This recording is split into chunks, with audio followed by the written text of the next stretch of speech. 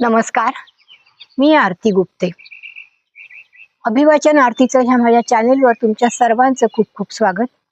आज मी तुमच्या समोर श्री सतीश इंदापूरकर यांनी लिहिलेला एक सुरेख लेख सादर करत आहे.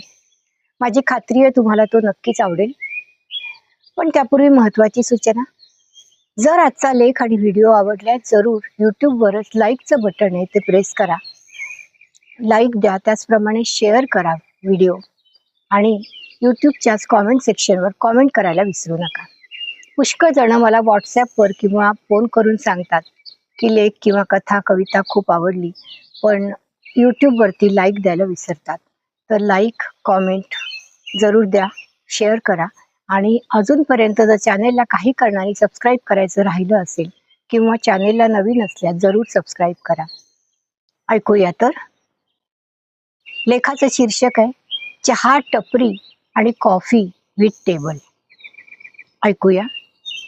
चहाची टपरी कुठेही असते, गल्लीच्या बोळ्यात, कोपरावर, गर्दी रहदारी असलेल्या कोणत्याही ठिकाणी, अगदी छोट्याशा जागेत मस्त नटून थटून पेटलेली असते. तिचा हॉट सुगंध, ओठाला लावण्यासाठी आतुरलेली गर्दी, त्या गर्दीच्या कोंडाळ्यात गरम गरम वाफा उत्साहित करून टाकतात. त्या गर्दीतील प्रत्येकाला चहाच्या टपरीवरील गप्पा म्हणजे अगदी जागतिक व्यासपीठ. विनामूल्य podcast, no lights, no camera, no action, no online, अगदी ऑफलाईन लाईव्ह. बिनधास्त बोलणं ऐकायचं. जर बिनधास्त बोलणं ऐकायचं असेल किंवा बोलायचं असेल तर चहाची टपरी हे सगळ्यात उत्तम चॅनेल. मग विषय कोणताही असतो, विषयाचं बंधन नसतं. ह्याचा अर्थ इथे समजून जातो. आणि ती कॉफी, ती पण असते, पण ती उगीच दाखवत असते. मी नाही अशी, टपरी नाही, मला शांतता लागते. बसायला जागा असेल तर तुम्हाला आनंद मिळेल. मी काही चहासारखी नाही, गडबडीत ढोसण्यासाठी. मला निवांत बसायचं, वेळ काढायचा आणि प्रत्येक घोटाचा आस्वाद हा घ्यायचा.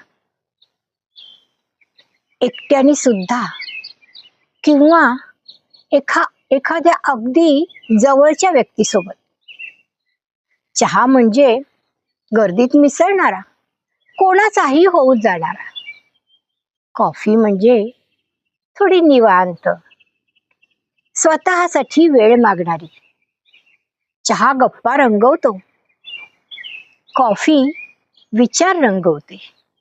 चहा लोकांमध्ये घेऊन जातो, कॉफी स्वतःकडे घेऊन येते. दोघांच्याही हातात एकच काम असतं, क्षणभर का होईना माणसाला माणसाशी आणि कधी कधी स्वतःशीही जोडून ठेवण्याचं. धन्यवाद. लेखक सतीश इंदापूरकर आणि सादरकर्ती आरती गुप्ते.